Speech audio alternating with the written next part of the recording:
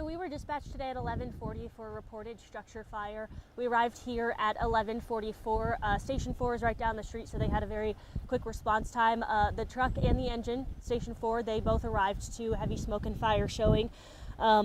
During our fire attack, we did find one victim. That victim is deceased, so we have contacted our partners at PD, and they're going to send their units out here so that they can work alongside our fire investigators as this investigation continues. The bulk of the fire was knocked down at about 11:46. Obviously, in these situations, it's extremely sad for the families involved, and we want to make sure that our community is safe, and our firefighters and our police officers are out here doing what they can do. But of course, anytime we have to encounter something like this, it's very, very sad for our community. And we, get here as quickly as we can to do everything we can. But unfortunately, we just arrived today and that person was already deceased. Was that person a male or female? I don't have that information, I'm sorry. Only one person inside the house? From my understanding, one person inside the house.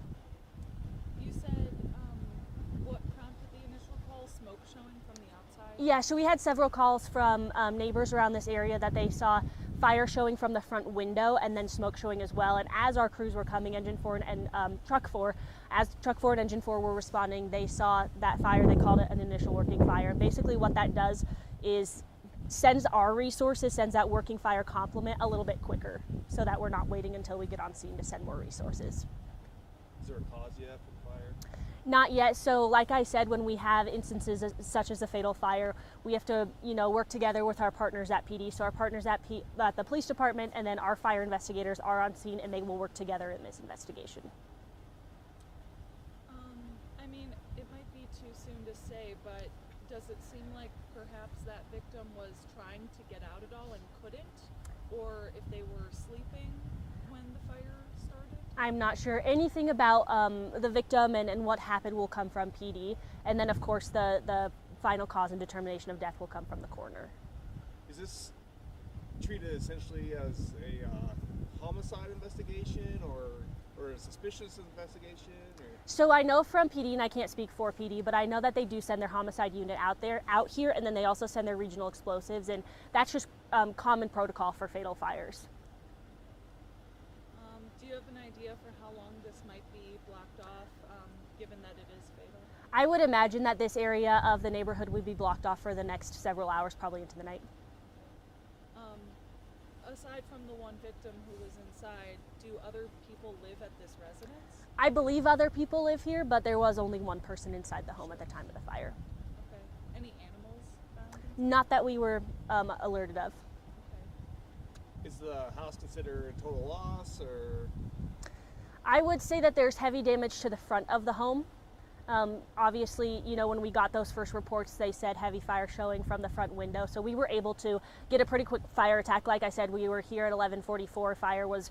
The bulk of the fire was knocked down at 11:46. So obviously you can kind of understand from that the fire wasn't engulfing the entire home, but there's pretty heavy damage to the front of the home, and probably smoke damage throughout. Do you know how many firefighters arrived initially? Let me look. Yeah, hold on, let me do the math. That's okay. I have You guys always send more 1, initially 2. until you guys know for sure what's. Yeah, and so we send. So when we have that, when we dispatch a structure fire, we'll dispatch our initial structure fire resources. But when Engine 4 and Truck 4 were able to call the working, it adds a complement to that, if that makes sense. I noticed that the front windows appear to not have glass over them anymore. Was that from fire blowing them out, or did you guys break them in order to do anything? So probably a combination of both. Obviously, that heat from the fire is going to, heat up the inside of the home. That temperature is going to get really hot, expand those windows and break them. So we see that a lot. Fire breaks windows, but something that we do as well to make sure that we can basically vent the house so that the fire will move outside instead of moving throughout the rest of the home. Just looking inside, you can see it looks pretty black indoors. Is there one room of the house where it appears this might have originated? Perhaps the kitchen, the living room? I don't have that information. Our fire investigators will be able to figure that out. Okay.